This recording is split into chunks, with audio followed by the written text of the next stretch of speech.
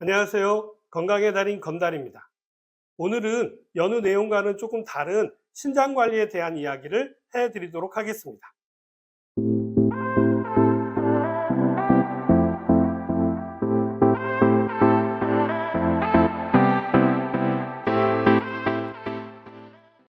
인터넷을 보던 유튜브를 보던요. 신장에 관한 이야기는 너무나도 많고 또 서로 다른 이야기를 하는 경우도 너무 많잖아요. 심지어 신장을 살리는 음식이라든지 신장의 최악의 음식, 이런 자극적인 문구로 많은 분들을 현혹하는 경우가 있는데요. 절대로 그런 정보를 전적으로 믿으시면 안 됩니다. 물론 나름 일리가 있는 내용으로 구성되어져 있겠지만요. 여기서 가장 중요한 것 두 가지만은 꼭 기억하셔야 합니다. 그 첫 번째는요. 신장 건강 상태에 따라서 누구는 드셔도 되는 식품이 있지만 누구는 절대로 드시면 안 되는 식품이 있다는 사실입니다. 그렇기 때문에 상반된 이야기가 있는 것이죠. 신장의 건강 상태나 나빠진 원인에 따라서요. 전혀 다른 식이요법을 해야 하기 때문입니다. 그리고 대부분의 정보가 극단적인 아주 특별한 케이스를 일반화해서 다루기 때문에요. 시청자분들께서 혼란을 겪게 되는 것입니다. 다음은 신장은요, 한 번 망가지면 회복이 되지 않는다는 것입니다. 그렇기 때문에 아무리 신장에 좋은 식품을 드신다고 해서 신장이 좋아지지는 않는다는 것이죠. 자, 이렇게 신장을 좋게 하는 식품이 없다라는 것은요, 신장을 좋게 하는 약도 없다라는 의미입니다. 그렇기 때문에 약을 잘 드신다고 해서 신장이 좋아지는 것이 아니라는 것이죠. 다만 좀 더 천천히 망가지게 하는 것입니다.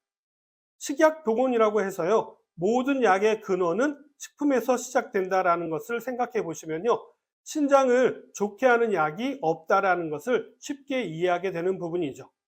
먼저 이 두 가지 내용을 잘 기억하신 후에 신장에 관한 정보를 보신다면요, 좀 더 정확하고 명확하게 그 정보를 이해하시는데 도움이 되실 것입니다.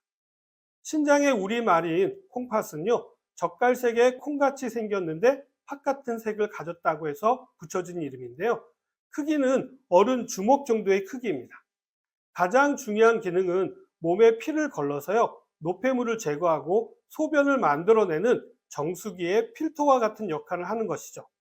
그러나 일반적인 필터와는 다르게요, 우리 몸에 불필요한 노폐물은 걸러내고요, 우리 몸에 꼭 필요한 영양 성분은 따로 걸러서 다시 사용할 수 있게 혈액 속으로 넣어준다라고 하는 점이 다른 점입니다. 특히 건강한 상태를 유지하기 위해서 적절한 전해질의 농도를 조절하는 역할도 신장이 하는 아주 중요한 역할이죠.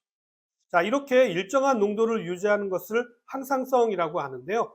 이러한 균형을 잡아주는 역할도 모두 신장이 하는 역할 중에 하나입니다. 이뿐만 아니라 신장과 신장 위에 있는 부신이라고 하는 기관을 통해서요, 여러 가지 호르몬을 만들어내는 기능을 가지고 있어서 신장이 나빠질 경우 우리 몸에 생길 다양한 변화를 생각하신다면 신장이 얼마나 중요한 기관인지를 미루어 짐작할 수 있겠죠. 신장은 우리 몸의 필터 기능과 전체적인 균형을 잡아주는 아주 중요한 장기입니다. 신장 질환의 대표적인 것이 바로 신장 투석입니다. 일명 신부전증이라고 하는데요. 신장이 신장으로서의 모든 기능을 상실하는 경우를 이야기합니다. 이런 경우 혈액을 걸러주지 않게 되면요, 일주일 내로 100% 사망에 이르기 때문에요, 인공적으로 신장을 대신해서 혈액을 투석하는 것을 이야기하는 것입니다. 양쪽 신장의 기능을 모두 상실하게 되면요, 기계를 통해서 혈액을 투석하거나 우리 몸에 있는 복막을 통해서 투석을 하게 되는데요. 이러한 투석에 대한 번거로움과 다양한 문제가 있기 때문에 다른 사람의 신장을 이식받는 경우도 있는 것이죠. 그러나 신장 이식은요, 공여자가 있어야 하고요, 또 공여자가 있다고 해서 모두 신장을 이식받을 수 있는 것이 아니라 면역 반응이 있기 때문에 어느 정도 본인에게 맞는 신장이 나와야만 이식이 가능하다는 어려운 점들이 있습니다. 더군다나 흔하지 않은 신장암도 한 해 신규 환자가 6천 명에 이를 정도로요, 환자 수가 매해 많아지고 있다고 합니다. 그렇기 때문에 이제는 신장 건강에 바짝 신경을 써야 하는 시대가 되었다는 것이죠. 특히 저도요, 예전에 바이러스성 급성 신부전이 와서요, 병원에 한 일주일 정도 입원을 한 적이 있었는데요. 그 이후로 사구체 여과율이 떨어져서요, 혈압도 정상 범위 안에 있지만 조금 높은 편이고요. 공복 시 혈당도 조금 높은 편입니다. 그렇기 때문에 저도 주기적으로 병원에 가서 검사를 통해서 관리를 받고 있습니다. 지금 제가 해드리는 이 이야기가 결코 남의 이야기가 아니라는 사실이죠. 신장은 한 번 망가지면요, 회복이 되지 않습니다. 그렇기 때문에 신장이 안 좋으신 분일수록 신장 관리를 잘 하시는 것이 더 이상 신장이 나빠지는 것을 늦출 수 있는 유일한 방법인데요. 오히려 신장을 망치는 최악의 습관을 가지고 계시는 분들이 계십니다. 그분은 바로요, 혈압은 높은데 담배를 끊지 못하시는 분들이죠. 신장은 병이 생겨도 자각 증상이 없는 것이 특징입니다. 그저 조금 피곤하고 가끔 붓는 정도의 증상도 신장이 많이 망가진 후에 나타나는 증상이기 때문에 뒤늦게 발견되어져서 치료 시기를 놓치는 경우가 많은 것이죠. 질병관리청 자료에 따르면요, 고혈압은 그 자체가 신장 기능을 악화시킬 수 있다라고 이야기하고 있는데요. 거기에다가 흡연을 하게 되면 우리 몸의 모세혈관이 수축하게 되어서요, 혈압은 높아지게 되고요, 혈액순환은 악화되는 현상을 만들게 됩니다.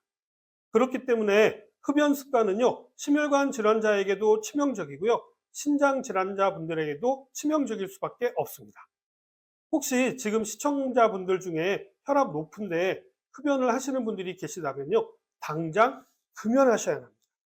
흡연은 만성 콩팥병이나 신장암의 발병 원인이 되기 때문에요, 신장을 지키시려면 금연은 필수이고요, 또 남이 피우는 담배 연기, 즉 간접 흡연도 피하셔야 합니다.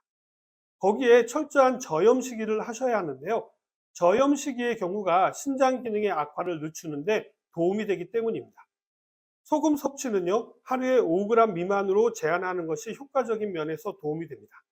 그러나 일부 고혈압이나 신장이 안 좋은데 죽염 같은 소금을 먹어서 좋아졌다라고 하시는 분들이 계시죠. 자, 이런 경우는요, 신장의 기력이 약해서 그 기능을 하지 못하는 아주 특별한 경우에만 해당되는 것이지 일반적인 내용이 아니기 때문에요, 절대로 무분별하게 따라 하시는 것은 금물입니다.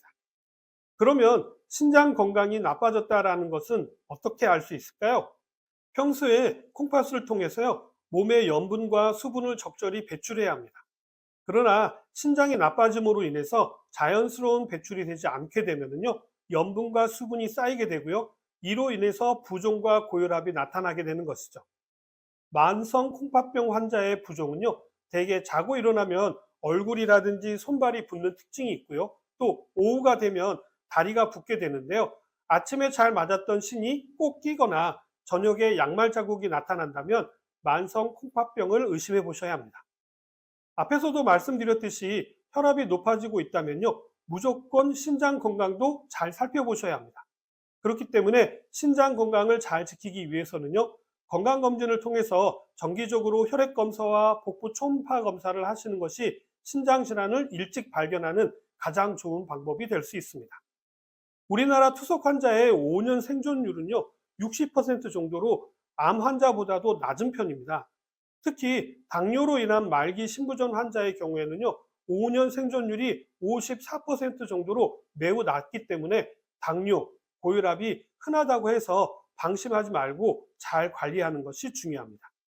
적절한 소금 섭취도 필요하지만 신장 건강을 위해서는 가급적이면 싱겁게 드시는 것이 중요한데요, 짜게 드신다고 해서 신장이 망가지는 것은 아닙니다. 다만 신장이 안 좋은 경우라고 한다면 주의가 필요하다라는 이야기죠. 오늘은 신장에 관한 아주 중요한 이야기를 해드렸는데요, 신장은 한번 망가지면 회복이 되지 않기 때문에 평소의 관리가 아주 중요합니다. 주기적으로 검사를 하셔서 현재 신장의 상태를 잘 파악하시고 거기에 맞게 관리하시는 것이 중요합니다. 오늘은 신장에 대해서 말씀을 드렸는데 어떻게 좀 도움이 되셨나요? 그럼 저는 다음에 더 좋은 내용을 가지고 다시 찾아뵙도록 하겠습니다. 감사합니다.